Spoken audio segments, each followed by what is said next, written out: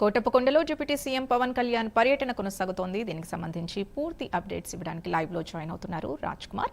రాజ్ కుమార్, చెప్పండి, ప్రస్తుతం ఆయన పర్యటన ఎలా సాగుతోంది, ఏ కార్యక్రమాల్లో పాల్గొనే అవకాశం ఉంది, అక్కడ అధికారులు ఎలాంటి ఏర్పాట్లు చేశారు? సింధు, మొత్తానికి ఆంధ్రప్రదేశ్ రాష్ట్ర ఉప ముఖ్యమంత్రి పవన్ కళ్యాణ్ ఏదైతే విజయవాడ సంబంధించి గన్నవరం విమానాశ్రయం నుంచి వెలిపేట ద్వారా కోటప్పకొండకు చేరుకున్న పరిస్థితి కనపడుతుంది.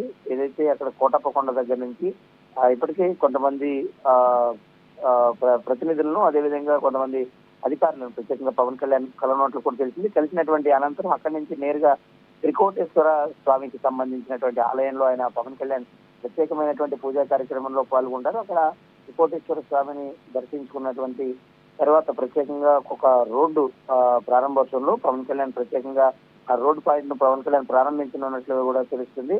అక్కడి నుంచి మళ్ళీ తిరిగి ఏదైతే హెలిప్యాడ్ వద్దకు చేరుకుంటారు.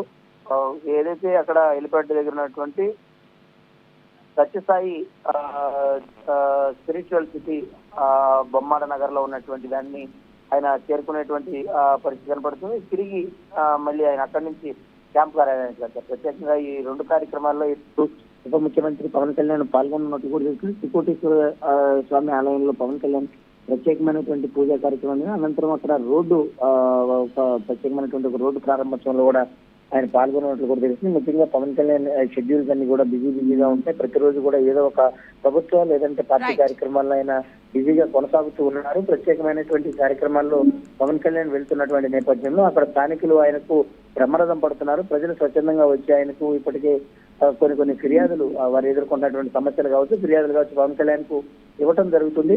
పూర్తిగా వాటన్నిటిని కూడా పరిష్కరించేటువంటి దిశగా పవన్ కళ్యాణ్ వారికి ఒక భరోసాను కూడా అందిస్తున్న పరిస్థితి. Thank you Raj Kumar.